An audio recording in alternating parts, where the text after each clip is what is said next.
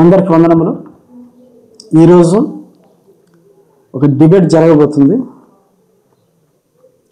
అదేమిటంటే షేక్ అబ్దుల్లా అలాగే brother Philip గారు, వీరిద్దరు తక్కువ వారు కదండి.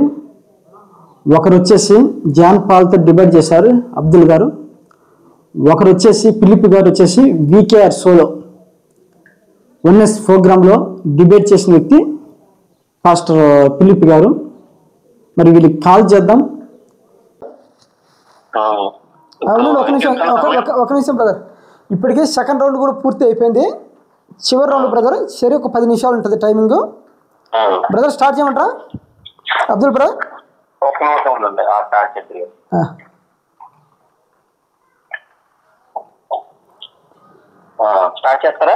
చేస్తున్నా బ్రదర్. అబ్దుల్ బ్రదర్ మీరు చెప్పండి. బ్రదర్ మాట్లాడుతూ టెట్రాగ్రామ్ అంటే నాకు నవ్వు వచ్చింది. YHWH అనేది ఇంగ్లీష్ పదాలు బ్రదర్, గ్రీక్ పదాలు కానీ లేకపోతే నాకేంటంటే ఉన్నది నవ్వడం నాకు సహజంగా వచ్చినటువంటి YHWH అంటే ఇంగ్లీష్ పదాలు. అసలు మీరు అది 50 అనేది కూడా అది కరెక్ట్ పదం కాదు. ఇప్పుడు యూదులు పలుకుతున్న పదం బిబ్లికల్ గా వాళ్ళ దగ్గర ఉన్నటువంటి ఆర్థోడాక్స్ ఏదైతే హెబ్రూ బైబిల్ ఉందో అది చదివితే మీకు అర్థమవుతుంది. అంటే ఇప్పుడు యెహోవా అనే పేరు కూడా పిలవట్లా, చాలా రోజుల నుంచి పిలవడం. వాళ్ళు దేవుని పేరునే మర్చిపోయారు. వాళ్ళు ఆ విషయం తెలియదు. మా దగ్గర పేరుంది, మా దగ్గర పేరుంది. ఇప్పుడు బ్రదర్ నేను ఏం అడుగుతున్నానంటే, కరతలములకు నా నామం ఇదే అనేటువంటిది యెహోవా చెబితే ఈయనంటాడు ఇందులో లేదు అందులో లేదంటారేంటి, గ్రీకులో ఉండదంటే అసలు గ్రీకు లేదనుకుంటే తెలుగులో ఉండాగా. తరతరములకు ఉండే నామం ఏంటి? యెహోవా నామం కదా. అసలు యేసుక్రీస్తు ఏ నామాన్ని ప్రకటిస్తున్నాడు అంటే కురియోసు థియోసు నామాన్ని ప్రకటిస్తున్నాడా? అంటే తండ్రి అంటే పేరు అన్నాడు యేసుక్రీస్తు. బ్రదర్ మళ్ళీ వచ్చేమన్నాడంటే కురియోసు థియోస్ అని ఉంటుంది న్యూ టెస్టిమెంట్ లోని, ఇది గ్రీకు భాషలో రాయబడింది కాబట్టి అన్నాడు. అంటే భాష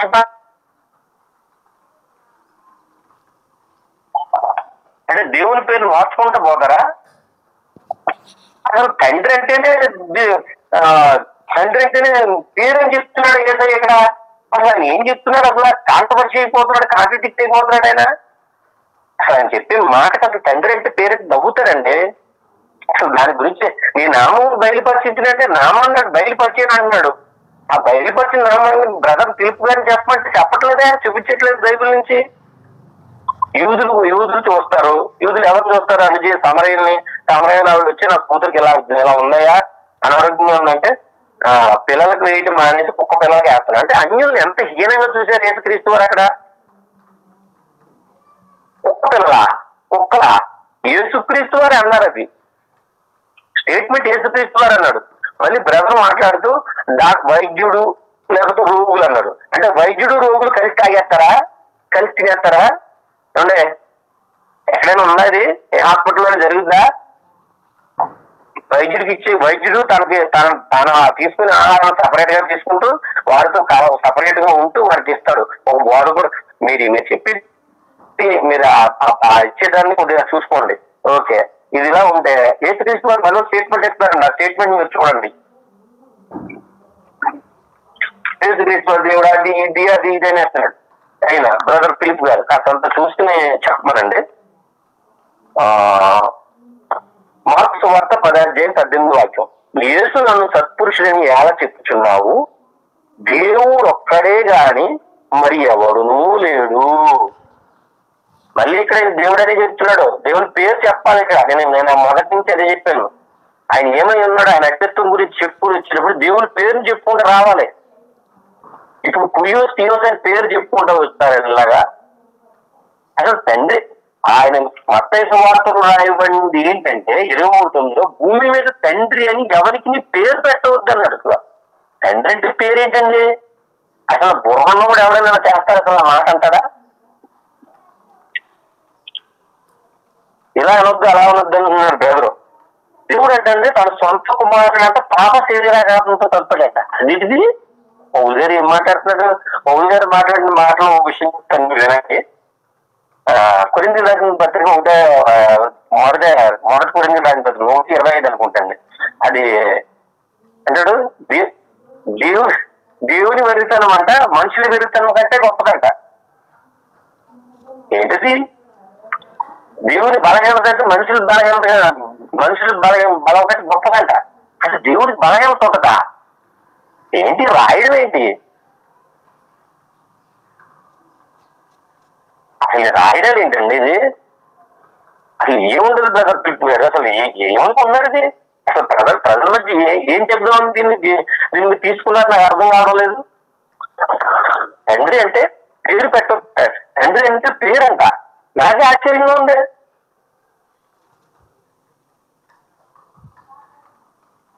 కొన్ని దేవుని పేరుని నీ నామం నేను ప్రత్యక్షపరిచిద్దాను అన్నాడు. ఏం ప్రత్యక్షపరిచాడు? అందు గురించే చెప్తున్నాడు. మీకాలో ఉన్నటువంటి ఆ లేఖనం ఏదైతే ఉందో అది చక్కగా ప్రస్ఫుటంగా మనకు సరిపోతుంది యేసుక్రీస్తు వారికి.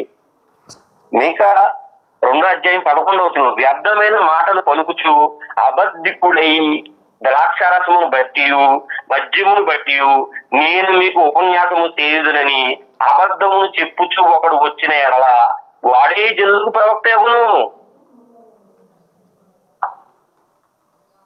ఎందుకు నేను అంటున్నానంటే కొంతమంది ఏమంటారంటే బ్రదర్ ద్రాక్షరసం వల్ల మత్తు అంటారు.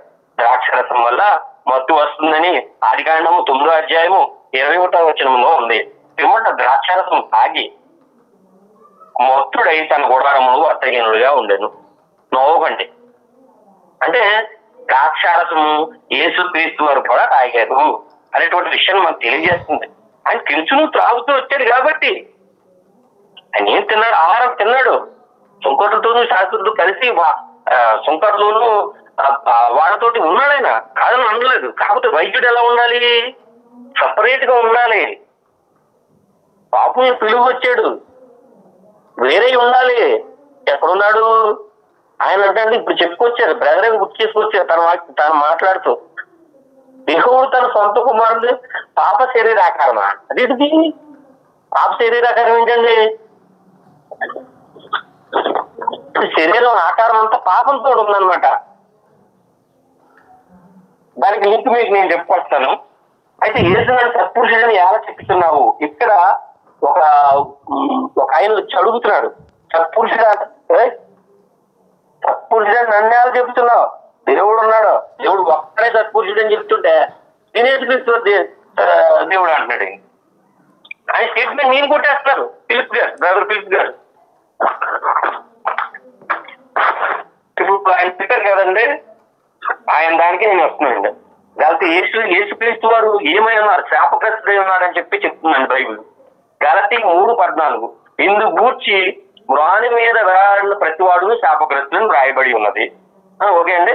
1 కొరింథీ 12:3 దేవుని గురించి మాట్లాడేవాడు ఎవడు? యేసు శాపగ్రస్తుడని చెప్పడానికి.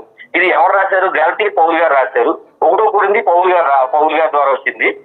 ఈయన చెప్తున్నాడు యేసుక్రీస్తు శాపగ్రస్తుడని. తర్వాత ధర్మశాస్త్రంలోకి వెళ్తే మరణ శిక్షకు తగిన పాపం ఒకటి చేయగా అతని చంపి బాధ మీద వేలాడదీయగలను.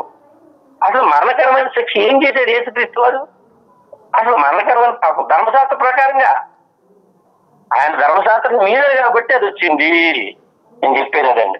అసలు చంపి వారి మీద వేలాడదీయాలని లేఖనంలో ఉంటే పౌలు గారు ఆ లేఖనాన్ని కోట్ చేసుకొచ్చి చంపిన తర్వాత వేలాడదీయాలంటే వారి మీద వేలాడదీయాలని చెప్పి రాసుకుంటున్నారు. చూసారా లేఖనాలను ఎంత వక్రీకరించారు ధర్మశాస్త్రాన్ని పౌలు గారు.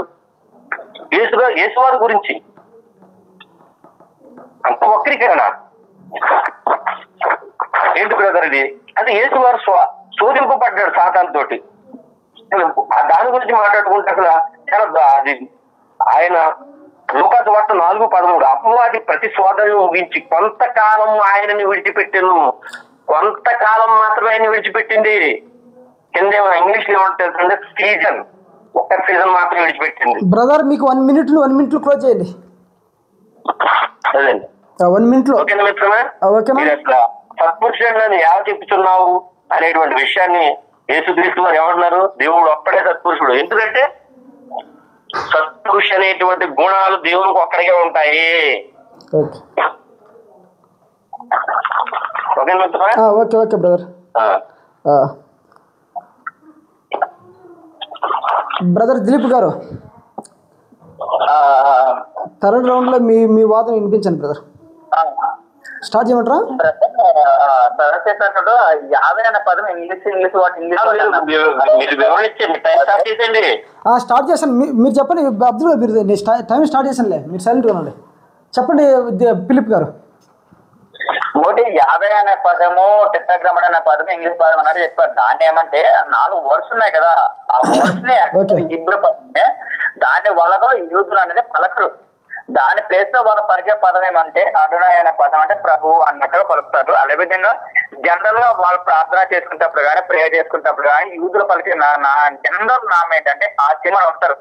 సో తండ్రి నామం యెహోవాకు యెహోవా అసలు ఒరిజినల్ నేమ్ మాకు ఉన్నవారని చెప్పి యెహోవా నామం అనే ఉంటది. ఓల్డ్ టెస్టిమెంట్ యెహోవా నామం అనే ఉంటది.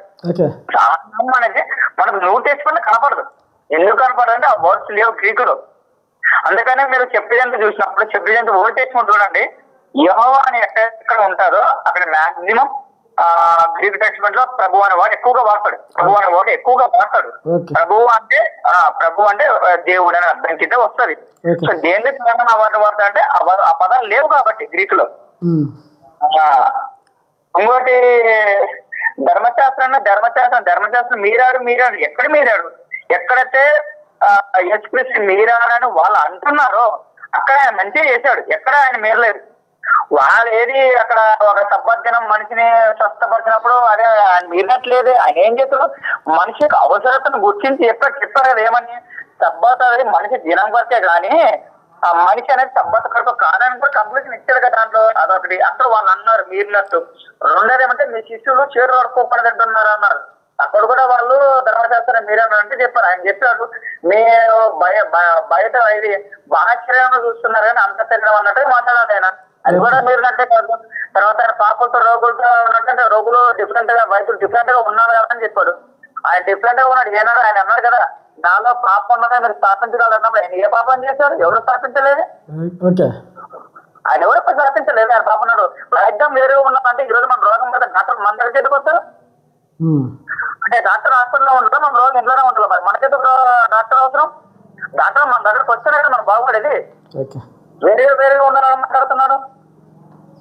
ఇంకోటి ఆయన శాపగ్రస్తులు మాట్లాడుతున్నాడు. ఆయనే చెప్పాడు ఆయన ఏమని గలతీ 3:10 కానీ క్రీస్తు మన కొరకు శాపగ్రస్తుడై ఉన్నాడని చెప్పాడు. మన కొరకు శాపగ్రస్తుడంటే మన పాపల కారణంగా ఆయన తీసుకున్న స్థితి గురించి చెప్తుంది. శాపగ్రస్తుడు అంటే యేసు శాపగ్రస్తుడు కాదని అర్థం. మన పాపల కారణంగా ఆయన మన స్థానంలో తీసుకున్న స్థితి అది.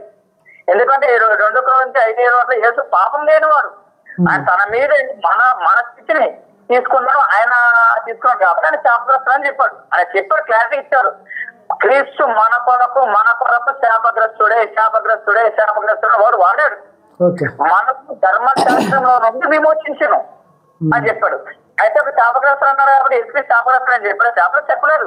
ఏమని చెప్పరా? మన పాపాల కారణంగా ఆయన మన స్థానంలో మనం శాపగ్రస్తులం. మనం చేసిన తప్పుడు కూడా మనం శాపగ్రస్తులం. మన స్థానాన్ని ఆయన తీసుకున్నాం బట్టి ఆయన శాపగ్రస్తుడు లేదని చెప్పాడు. అర్థం చేసుకోవాలి. ఇంకోటి వాక్యాన్ని కూడా ఇంకోటి ఎవరు సపోర్ట్ అవసరం వచ్చిన మరి ఆ చెప్తా పడతాను కదా అక్కడ చెప్తా కంటే మీకు ఎప్పుడు దేవుడు అక్కడ సపోర్ట్ అన్నప్పుడు ఇండైరెక్ట్ గా ఆయన సపోర్ట్ యేసుక్రీస్తు చూపించింది. అది ఒక్క నిమిషం పడాలి. అది నేను చదివి అనిపిస్తాను మీకు. మార్కు సువార్త 10వ అధ్యాయం